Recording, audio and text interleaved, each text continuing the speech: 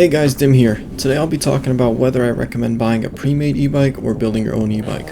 While doing the research for this video, I completely changed my mind on building versus buying, and I'll tell you why. After researching e-bikes in various price ranges, I've come to realize that it really depends. Let me start by outlining the two biggest problems with buying a pre-built e-bike, which are frame sizing and battery quality.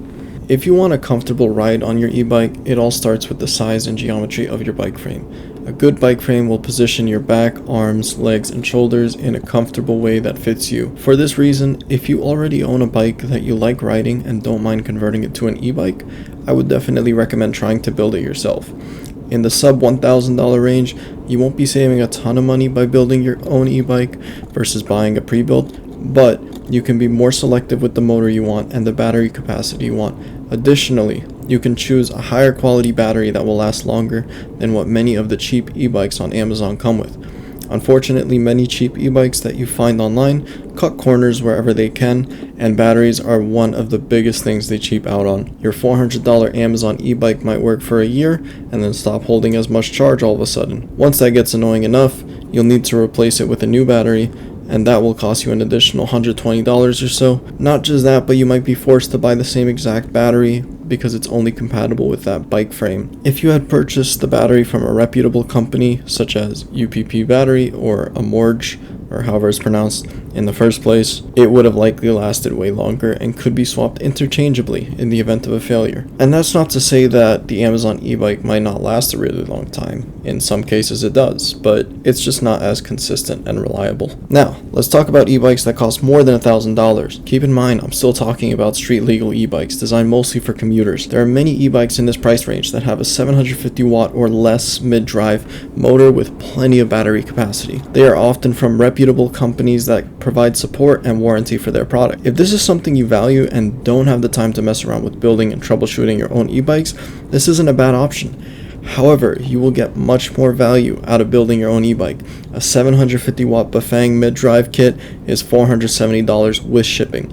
This kit even comes with specialty tools like a crank and bottom bracket removal tool. A 52 volt 24 amp hour down tube battery from UPP is $500 with shipping.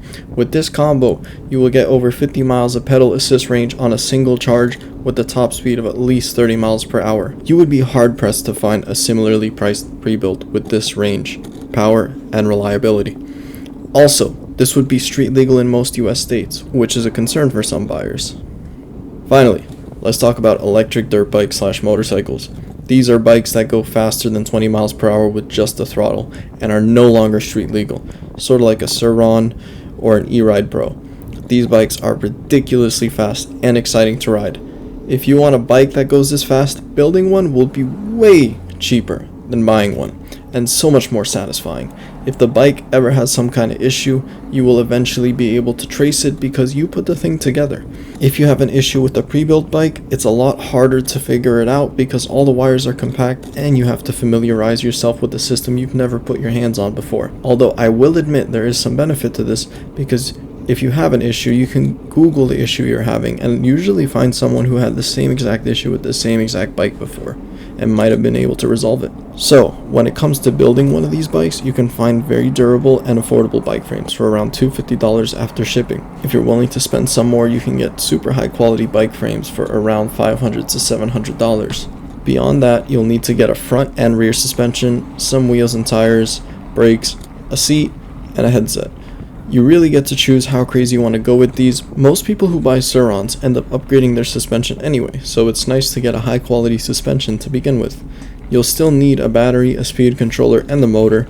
You can either go with a hub motor or a mid-drive motor. You will need to make sure that the battery and controller you're using can handle the motor that you're powering, especially if you're going to go with a high kilowatt motor. There are plenty of YouTube videos showcasing the exact parts that they use to build their custom e-bikes, such as this video. Go through a bunch of them and get a sense for the process and decide how powerful you want your e-bike to be. I'll finish this video off by saying, if you are interested in mechanical and electrical things, this kind of thing will be right up your alley.